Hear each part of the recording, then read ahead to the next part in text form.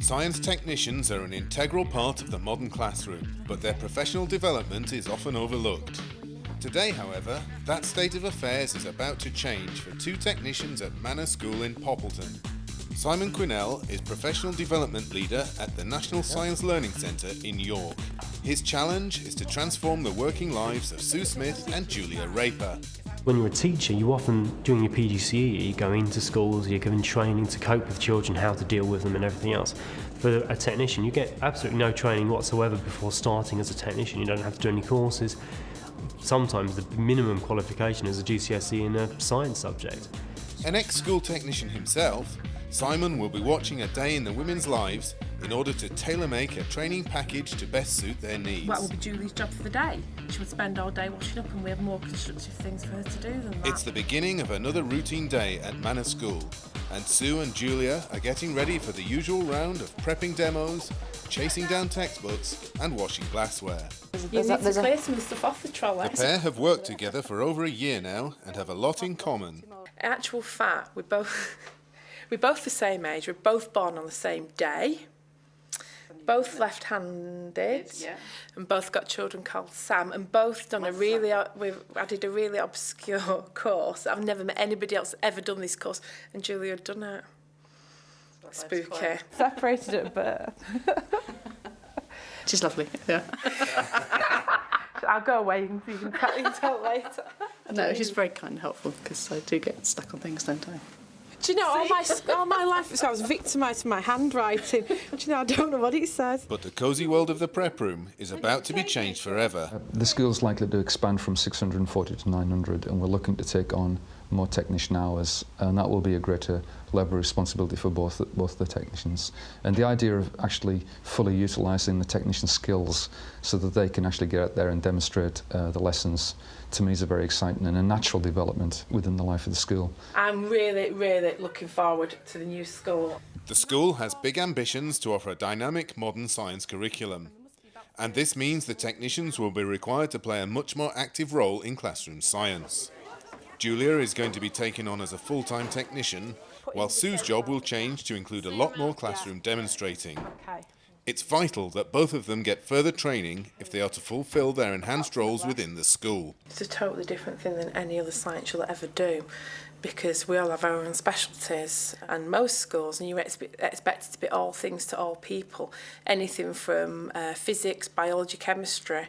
I prefer the biology because like Sue, I've got more experience in that, more history, and the chemistry's not too bad, but we're both as bad as each other with physics, so we do struggle a bit with physics. Although they both have previous experience of working in labs, being a school technician requires a completely different range of skills. Even though I've done lab work before, doing this is totally different. But you're obviously competent in a lab, you know what you're doing. Oh yeah, but it's just the special, let's say the physics and lots of the courses that they do.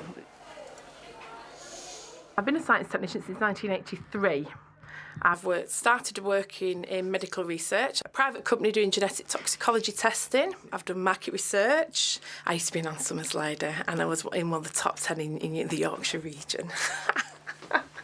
So Julie, how long have you been here? About a year? 2 years. 2 years. I started September, number 4. Presumably you enjoy it? Yeah, it's nice coming to work, and it's a nice atmosphere. And both Julia and Sue obviously enjoy their work. They certainly don't do it for the money. Rates of pay for science technicians don't compare with those in industry or those for teachers. Well, I don't know much about myself. Sue knows more than me. I'm on scale 1, aren't I? Is that right? Yeah. I think, is it for clerical as well? It's not just scientific stuff, or is it? No, they rationalised, about 10, 15 years ago before I went into schools, they did actually rationalise the pay scales. Traditionally, back in the 60s and 70s, technicians' pay was pegged to be at a level of an NQT teacher, which would be absolutely fine. But then as the 70s rolled into the 80s, I think the pay councils were abolished, and that's when we really started to fall behind. I think it would surprise some of the teachers if they actually knew how little we got paid. It's no secret that there's a shortage of science teachers, and a technician demonstrator is an obvious asset to any science department. Sue feels that more could be done to address the serious shortfall in science technicians. the government white paper at the moment, which I actually read the other week, makes a lot of mention of science teacher recruitment and retention and paying them bonuses.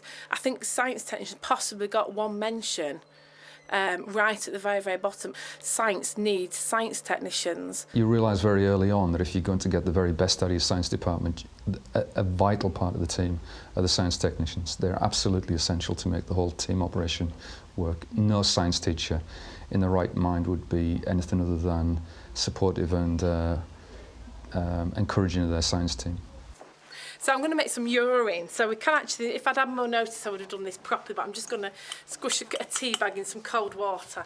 And it's convincing enough for the kids, especially if you drink it at the end. So I'm just going to quickly... Isn't that amazing? Instant wee. And you can always try and persuade the kids that you've actually just been and made it and then drink it, and they really, really go, oh, it's quite fun. I've just been and made that. I really enjoy helping the kids and whatever, and you were considered as much a member of staff as any of the teachers. So in consequence, we have a discipline scheme, but we also have a reward scheme. Can put children in detention. Put her down, you don't know where she's been. We're a member of staff just as much as teachers, and that we get the same respect off the children. Do your tie up, top button tie. Just going to go and have a look at my list and see what we've got to go out next. Time for some first impressions of what needs to be done from science guru Simon. Well, you can see that Sue doesn't lack confidence necessarily in talking to teachers and Julia and students when she's walking around. But Julia's a different kettle of fish. Excuse me, please. How much interaction do you have with the kids? Because if you're in... As little as possible, I think it's the phrase. No, I don't tend to see a lot of them really. I don't tend to go in the classrooms when teaching's on. Is that a preference, or is that just... That's a preference, yes. I mean, the kids here are fine. You know, they're okay, but it's just easier. And tell me about demonstrating. I don't. It's not something I've done, put it that way. Would you like to, or are you happy not? I'm happy not to. I'm happy to be in the background, really. So what does Simon make of Julia? Because I think she's only working limited hours a week, so therefore she's not had enough time to actually build the technical skills. Often all she seems to be doing is, as we've seen there, chasing around for textbooks. But she also seems to be just washing up. By contrast, Sue likes nothing better than to get up in front of class and demonstrate her science skills. I feel that the technician's role is evolving. I like getting involved in the kids, and I like doing that, and it's really, really gratifying when the kids come and say, oh, miss, that was fantastic, thank you. I get from that she wants to learn more about doing demonstrations and going into the classroom, especially chemistry, and she's a bit wary of physics and helping to perform physics and helping the teacher do it as well. So I think with Sue, it would be quite easy, really, to just help her build confidence in using physics and chemistry equipment for demonstrations. I don't think that is as big a problem. And also, if we help Sue to do it and build her confidence doing it, and maybe that would lead on to Julia as well. And do you think you could get Julia to demonstrate by the end of the week? I don't know. That's quite a hard thing to judge. We could maybe get Julia to help with the demonstrations in front of the class, but trying to build somebody's confidence and their abilities up to actually stand up in a full class and talk to a large group is very hard. Simon has his ideas about what Sue and Julia need, but what do they think? I'm looking forward to it. I do like new things. I do like, it's quite interesting. Be interesting to see what they get. Personally, I hope not the Van der Graaf, my least favourite bit of equipment, because it never worked properly. How are you feeling about tomorrow? Slightly nervous. Of what? I'm not quite sure what we're doing, to be honest. That's the thing. So, but I'm sure once we get there, we'll be fine. Are you looking forward to it? Yeah, be a nice day out. No screaming kids. No screaming kids, and get a nice lunch. And Simon has to take into consideration some other views as well. Those of head teacher Brian Crosby. The best outcome would be that the technicians could start to feel confident to utilise the skills they've got already and to develop other skills that they might not realise that they have. I'm not trying to turn the technicians into something that they're not. They might not feel confident to be a classroom practitioner, a classroom teacher, but If they have got the ability in there, I would like to see it develop to the highest level that we possibly can within the school. It's the day of training, and Sue and Julia arrive at the National Science Learning Centre. Good morning. I'm Sue. Hi, I'm Simon Pennell, the Senior Technician. Fantastic. Hi, Julia. Hi, Julia, I'm Simon. Nice to meet you. So you were here at the National Science Learning Centre, and we're going to do some training workshops with you today. So, shall we get started and walk into the labs? To get Sue and Julia in the mood, Simon decides to kick things off with a bang. About 40 mils of propan 2L is just add it to, pour out the excess solution. Put this on the floor. Oh my God. What was it you actually wanted to do today? Be nice to have some new chemistry demonstrations, really. Okay, well we've got a couple of good chemistry demonstrations. Fantastic. We're also going to bring that Van de Graaff and try a few new things with that. And Julia, what we are hoping to do today is actually doing a bit of soldering so you can actually solder some equipment. And also a bit of glass bending as well. Yeah, I've never done that. That'd be good, yeah. Helen is one of our experienced technicians here. She's been a senior technician in a local school for some years. So she'll show you some soldering techniques and what to do. Whilst Julia gets down to some soldering with Helen, Simon and Sue start to develop some chemistry. What we're going to do first is the methane mamba. Fantastic. Now, you have to do this with mains gas. It has to be methane. Yeah. Some schools have bottled gas, and you can't do with that because that's heavier than air. And it sinks. It sinks. And also, some other gases are a lot more volatile. Yeah. So you can only do this with natural gas. So what we've got is our cup drinks bottle with a bit of glass tubing, and we've got a solution of 70% water, some 20% washing up liquid, and the rest glycerol. So if we turn the gas on, there we go. Now I'll put my goggles on. So what we want to do is just have a column of bubbles going up. So what we do is, I always find it's easier to have a lit Bunsen flame somewhere. Should I stand back? I think you're fine there because the flash from the methane's quite fast. So what we do is we just, with a clean bit, we let it rise up, and then we just ignite it like that. One other thing I just want to show you with this is if you roll your sleeves up. This is going to be too nasty, is it? No, this is going to be fine. This is something that's quite safe as long as you roll your sleeves up, have your goggles on. Yeah. And the most important thing is to wet your hands. Scoop up the bubbles on the top there in your hands, just like this. This is something that I would recommend only teachers and technicians do. I wouldn't recommend doing it with students necessarily. And there we go. And you can feel the Sue heat. proves to be a dab hand at the methane mamba, but how's Julia getting on with her soldering? Now normally, soldering is probably done in the prep room. Strip the end of the wire really cleanly. Yeah, have a practice. Lean it against the wire. Okay, we leave it there for a while. So I'm going to put a plug on this one. Okay, do you want to have a go? I'll have a go. Okay. So what we have here is a flame test. Yeah. I'm using this camping stove. So what you do, and this is lithium chloride, Okay. is just spray it into the flames. What you can do is you can turn the lights down a little bit. What's that? So do you want to have a go? I certainly do. Strontium's probably the nicest colour. There we go. It's a Scarlet. lovely red. Now I know what my teachers will do. Well, They'll go like that. yes. And you can see it's quite I dangerous. can see why. So I mean, I'm they gonna have to, again, when you go back and you actually tell them this method, Yeah. the best thing is to actually show them themselves and just Yeah. warn of the consequences of Yeah. actually doing it too Yeah. much. This makes things, yeah, that's right. Bit Back to more. Julia, and the soldering seems to be coming on a treat. Blow on that a bit because that will be quite warm. That's okay. So that's it. Well done. Do you test them afterwards, or I suppose you know they're going to work? I know they're going to work. Julia did a really good job for her first time. It can be quite a nervous thing to do because you're scared of the heat and everything else. But I think she's done a very good job. This looks really interesting, actually. Everything seems to be going well, but Simon has something a little more challenging lined up for Sue, the ammonia fountain. So what we'll start off doing is we've got basically a round bottom flask. Yeah. Put this syringe in through the rubber band. And then what we need to do is if we go over to the fume cupboard, Yeah, okay. now what we're going to do is heat the ammonia so it Right. starts to boil and evaporate into ammonia gas. Yeah. If we use the piece of litmus paper as that's now boiling, this should turn blue. Wow. There we go. So we're actually producing ammonia gas, which is alkaline. Put this on here now. So we should now have dry ammonia gas. Put our flask here, like so. If we add some hydrochloric acid, And obviously any molarity will do. we add some universal indicator solution. And you can tell the kids or the teacher what colour this is going to change to. Yeah, that's a good question. So what colour will that go? Yep.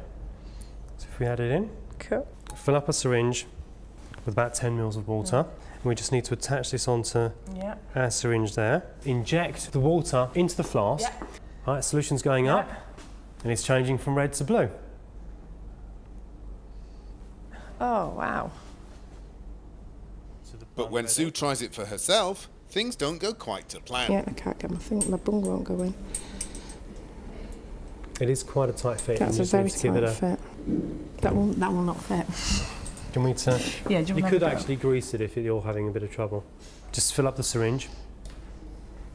And then I'll just Just go for it. inject these. just water in. inject. No, we've got a problem. Something's not happened there. My experiments always work. Not Be honest, today. Sue, it's pathetic compared to Simon's one. Take your blooming thing with you then. It's pathetic, isn't it? It is. Pathetic. You are going to die. You are going to work. You do not defy me. Yeah. Okay, so let's have another go then. Let's put it in. That off now, inject. There we go.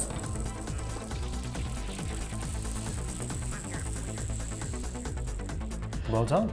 Thank you. I think that is something that before I would feel confident showing it to kids, to demonstrate in front of a class, I think I would have to have 4 or 5 goes at it myself.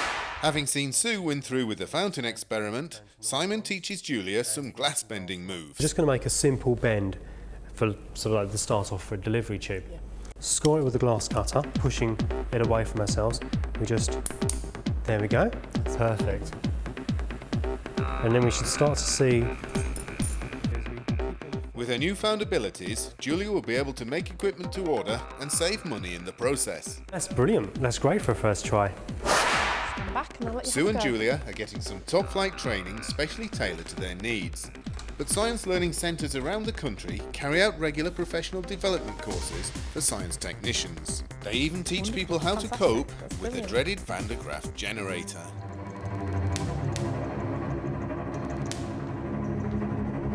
Personally, I hope not the Van de Graaff, my least favourite bit of equipment. Right, so now we're coming to the dreaded Van de Graaff. Now, but really the Van de Graaff's a pretty safe piece of equipment. But if you've got any heart problems, you shouldn't really use it. If you've got any medical implants, you shouldn't use it, like cochlear implants or pacemakers or hearing aids even, then that can still damage them. So what we'll do is we'll just start it off. Okay. Oh my goodness. So it does sting, but it's not... Yeah. Science demonstrating calls for a bit of creativity, and Simon is never short of neat ideas to make things more visual. And I think it's working. Using the pie dishes is actually quite a nice way of doing it. So if we... Oh, some keep on coming off. So if you want to discharge me with a stick, What, touch it anywhere? yeah, touch me anywhere. And then if I let go, I shouldn't be sparked. There we go. We have Julia up. Go on, Julia. Now I want you to stand on the box. Now we always have a box or a tray or a piece of polystyrene just to make sure you're off the ground. And I want to put one hand on there, and then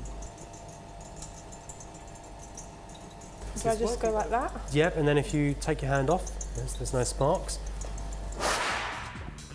Just touching the fluorescent tube to the, you can already see even before we've touched it how that's already starting to flicker on and off.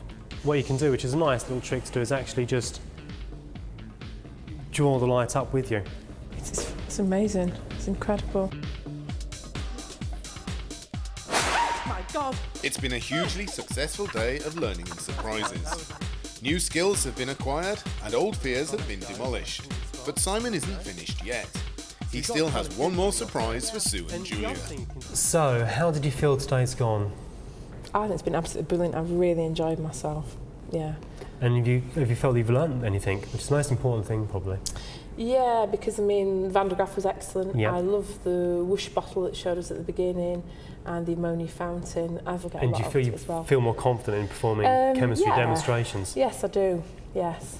And Julia, have you felt today's I've gone? enjoyed the soldering and the glass work. And the things you've never tried before? No, that's right, so that's really good. I can And- go back and use them at school. Oh, yeah. And did you also feel a bit more confident performing demonstrations as a part of a team? Part of a team, that was fine, yes. I need you to, well, both of you There to must do be some something. payoff, 'cause Well, there we've had is, such a lovely day. there is. Got a few things I want you to do when you go back to school. Okay.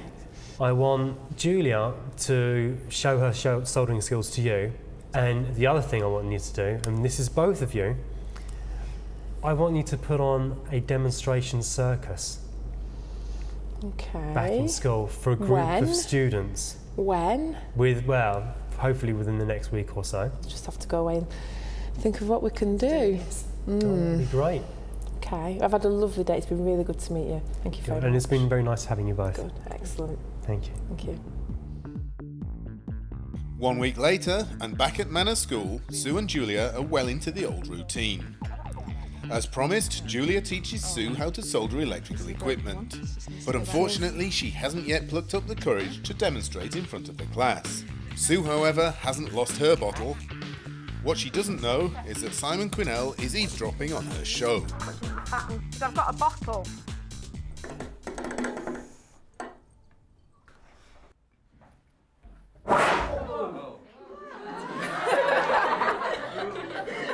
That nearly got me then, didn't it? If you want to come and feel this, you'll feel it's hot, but it's not maybe as hot as what you think it would be. Bit warm. That's it. She's taking it around the room now, which is really good. So I'm actually going to put this to one side now. That's a nice touch. She's going to come back to that later. What I'm going to do now, I'm going to do something called the methane bubbles. So for this I need Mrs. Walton. And Mrs. Walton is going to put her safety glasses on and going to wash her hands. So what I'm going to do is I'm not going to do a very big one, we'll do a little one. Bat it off. Right, so what I'm going to do is I'm going to bubble that through there. That's good. She's working with the teacher now to actually And I want you do to the methane bubbles experiment. stand with them at arm's length and lean back. Okay? Again? Is it warm? Feels warm. Do you remember me saying the bottle? Should we have a look at the bottle, see what's happened to the bottle? What is the stuff in the bottle? In here? Yeah. What do you think it is? Is it the gas that you put in, the liquid you put in before? Do you think that'd be possible that I could still have the liquid left? Probably not, no. Probably not. Why not? Because it was burnt and you drained most of it out. I did. Yeah, that's right. So what are the products of combustion? Yes, Johnny? It could be carbon dioxide. at the bottom. Yeah. And? And hydrogen. No, not hydrogen, because that would have been burnt up. Yes. Oxygen. Water. Water, yes, it's water. So in actual fact, this is really a mini cloud that we've made in here. That was really nice. Now I want a volunteer. Right, Steph, I want you to get hold of this. Put it on there. It's wherever we stop our hands. Sue is going great guns, but here comes the old enemy, the Van de Graaff generator. So here comes the Van de Graaff. So have you got hold of that, Ben? Might work today, but it's a little bit damp. He's got quite bushy hair, so it might not work. I'm going to turn you on, and then we just wait. Don't let go. Now, it might take a few moments for this to work.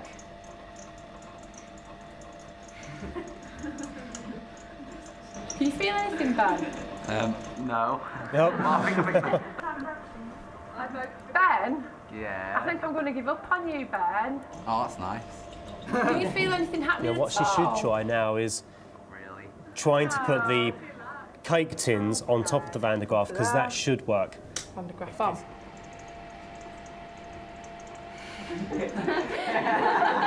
I think I need The thing is, if it hasn't worked with one student, it's unlikely to work with another one. Let's give it another go. So she tries. See, the Van de Graaff's going on a bit too long now. That's the only problem. Well, she's not getting flustered, which is a good thing, because when things do go wrong, some people will get flustered and worry about it. Ah, here we go.